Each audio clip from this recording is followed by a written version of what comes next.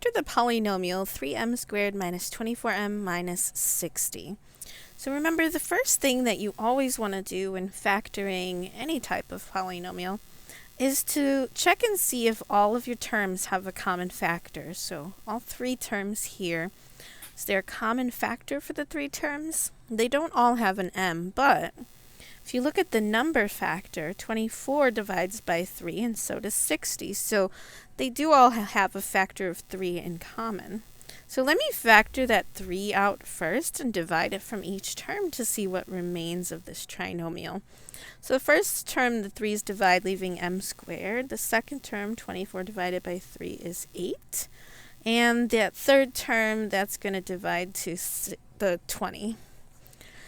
So now we want to try and factor the remaining trinomial. So we want factors of the first term and the last term such that the sum of the products of those factors adds up to the middle term.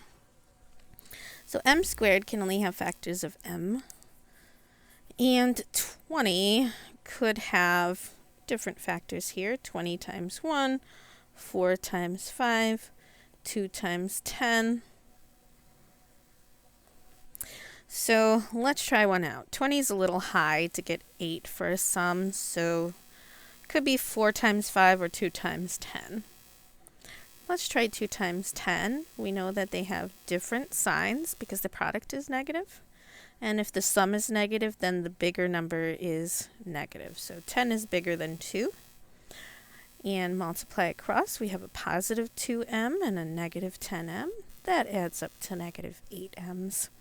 So we will have factors for that trinomial of an m plus 2 and an m minus 10. Just don't forget that GCF 3 out front to complete your factors. Now we want to factor this polynomial. So if there is a common factor for all of your terms, make sure you factor that out first.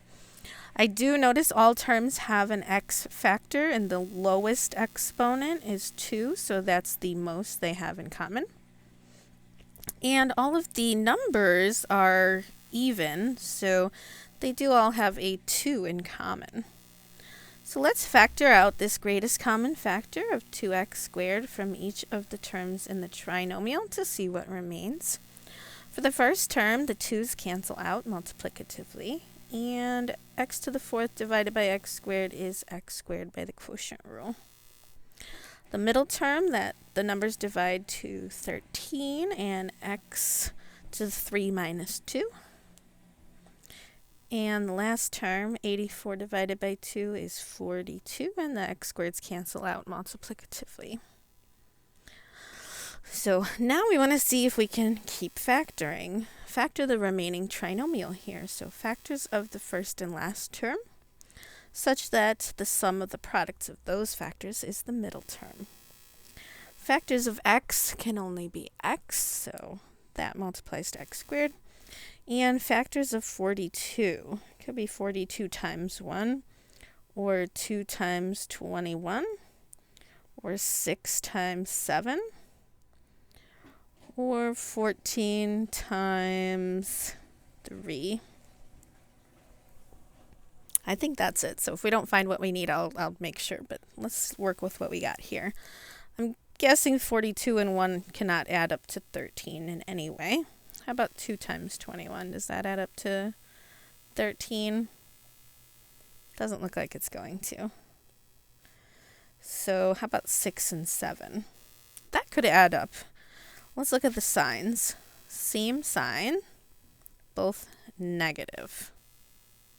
So a negative 6x and a negative 7x. Yep, that adds up to what we need.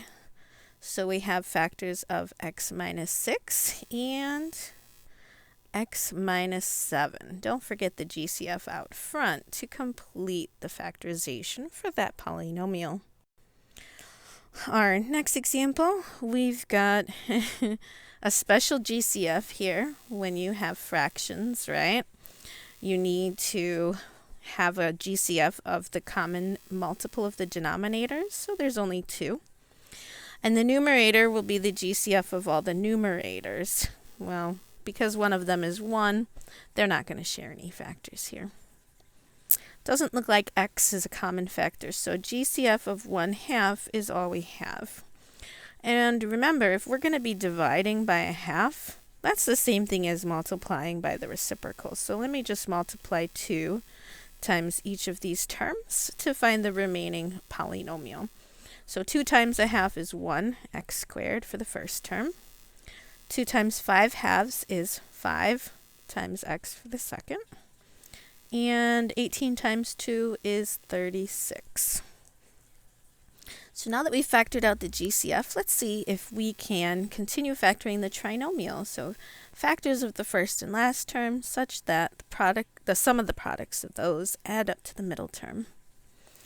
So factors of x squared are x times x.